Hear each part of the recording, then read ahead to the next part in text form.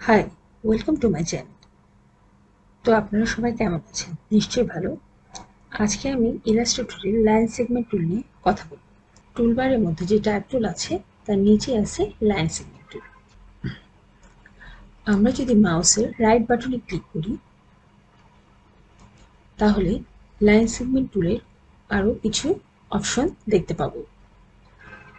তো প্রথমে আমরা সিলেক্ট করব লাইন সেগমেন্ট টুল।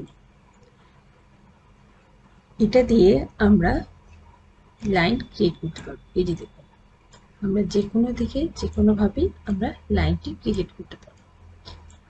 আমি একটু স্ট্রোকটি বাড়িয়ে নিচ্ছি যাতে লাইনটি সুন্দরভাবে দেখা যায়। এই যে দেখুন, আমরা যে কোনো দিকে যে কোনোভাবে লাইনটি ক্রিয়েট করতে পারবো।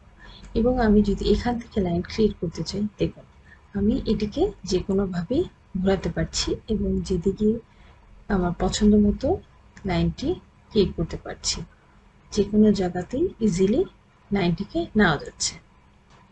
কিন্তু এখন যদি আমরা কিবোর্ডে শিফট চাপি তাহলে দেখুন এই যে লাইনটি, এটি কিন্তু আমাদের অ্যাঙ্গেল ওয়াইজ ঘুরবে। যেমন এখন আছে 0 ডিগ্রি, তারপরে দেখুন 45 ডিগ্রি,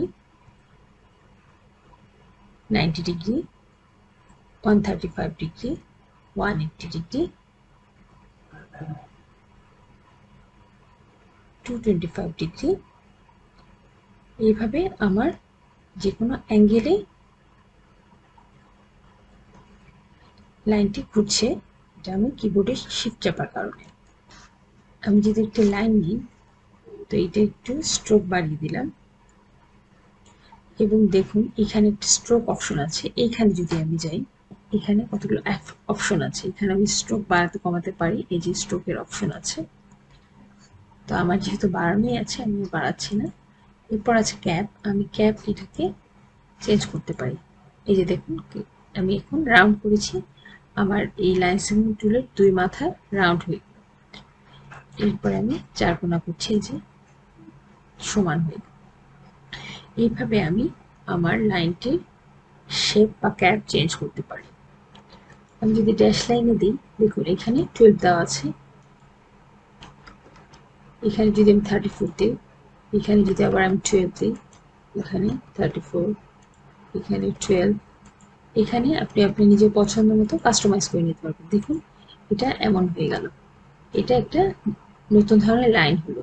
এবং এটার যদি আমি ক্যাপটি রাউন্ড করে দিই, দেখুন এটা ওরকম একটি লাইন ক্রিয়েট হয়ে গেল। তো লাইন টুল থেকে যদি আমি একটা লাইন নিই, তাহলে দেখুন এখানে উপরে আছে বেসিক। বেসিকের এখানে আমি যদি, এখানে অনেকগুলো লাইনের অপশন আছে, আমি এখান থেকে চেঞ্জ করতে পারবো। যেমন আমি যদি এটা দিই, এটা দেখুন এমন হয়ে গেল। আমি যদি একটা লাইন নিই এবং এখানে দেখুন একটি আছে ইউনিফর্ম, আমি এখানে এটার শেপটা চেঞ্জ করতে পারবো। এটা এই যে দেখুন একবার এক এক শেপে আসতেছে। এখানে যতগুলো শেপ আছে আমি এই লাইনটাকে সেইভাবে চেঞ্জ করতে পারবো, সেই রকম ভাবে চেঞ্জ করতে পারবো।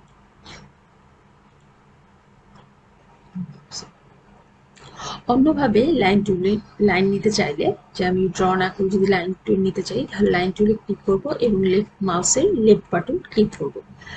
এখানে এখানে অপশন আছে লেংথ, অ্যাঙ্গেল, ফিল লাইন। এখানে আপনি কাস্টমাইজ করে বা যে কেউ কাস্টমাইজ করে এটাকে চেঞ্জ করতে পারবে। যেমন আমি যদি এখানে লেংথ নিলাম 700 এবং এটার অ্যাঙ্গেল করে দিই 145 ডিগ্রি, দেন ফিল লাইন যে কাস্টমাইজ করতে নিতে চাইলে নিতে পারবেন, নাও নিতে পারবেন। এটা ওকে করে দিলে দেখুন এই যে এখানে একটা আমার লাইন টুল তৈরি হয়ে গিয়েছে।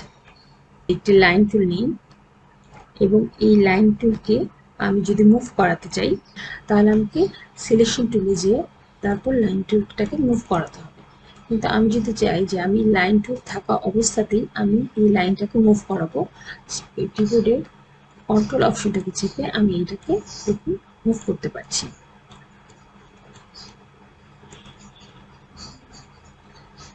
এই হচ্ছে আমাদের লাইন টুল। তো আমি আর টুলটাকে ক্লিয়ার করে নিচ্ছি। এরপরে 2 নম্বরে ছিল আর্ট টুল। আর্ক টুল হচ্ছে, এটা দিয়ে আমরা কার্ভ লাইন তৈরি করতে পারি। দেখুন আমি যে লাইনগুলো তৈরি করছি এগুলো কার্ভ ভাবে তৈরি হচ্ছে। এবং আর্ক টুল নেওয়ার সময় যদি আমি মাঝখানে কার্ভের অংশ পরিবর্তন করতে চাই, দেখুন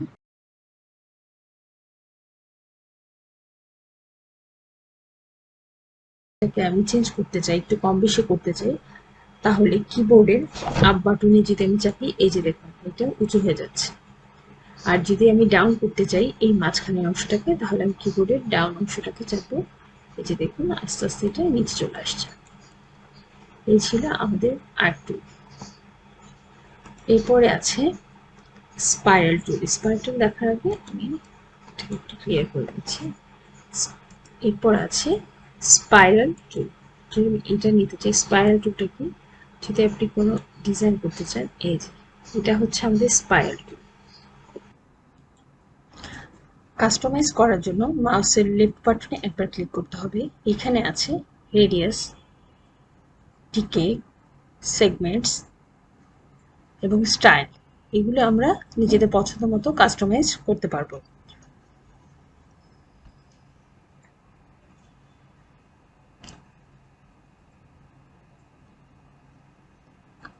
তো প্রথমে আমরা যদি রেডিয়াসটা চেঞ্জ করি, এখানে দিয়ে দিলাম 300, 300।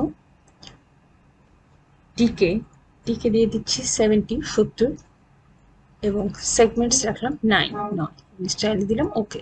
দেখুন এই যে তৈরি হয়ে যাচ্ছে আমার স্পাইরাল শেপ। তো এরপরে আছে রেক্টেঙ্গুলার গ্রিড টুল।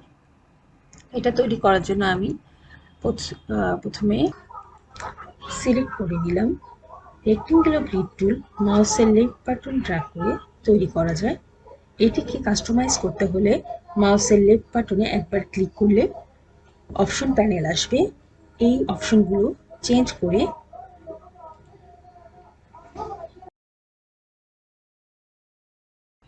রেক্টেঙ্গুলার গ্রিড টুলটি তৈরি করা যায়। আপনারা আপনাদের পছন্দ মতো তৈরি করে নিতে পারবেন। তারপরে আমি যদি ডিরেক্ট সিলেকশন টুল দিয়ে এটিকে কাস্টমাইজ করতে চাই, তাহলে ডিরেক্ট সিলেকশন টুল দিয়ে একটি লাইন ধরলাম এবং এটিকে উপর নিচে বা আপনার পছন্দ মতো আপনি সাইজ অনুযায়ী আপনার দরকার অনুযায়ী করে নিতে পারবেন।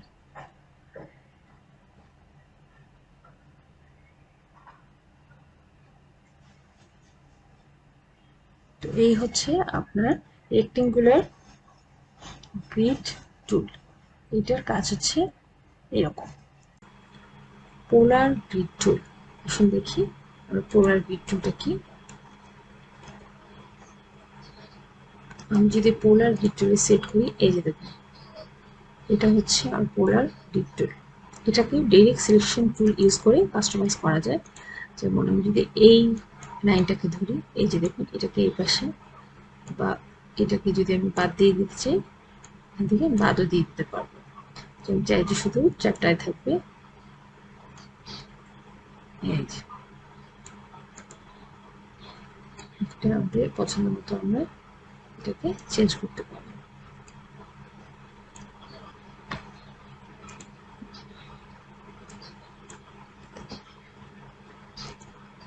আর আমি যদি পোলার গ্রিড টুল শিফট চেপে করি, তাহলে এটা সমানভাবে আসবে। তো এই ছিল মোটামুটি আমাদের লাইন সেগমেন্ট টুলের কাজ। আশা করি সবাই বুঝতে পেরেছেন। সবাই ভালো থাকবেন, আমার চ্যানেলটি সাবস্ক্রাইব করবেন এবং চ্যানেলটির সাথেই থাকবেন। ধন্যবাদ।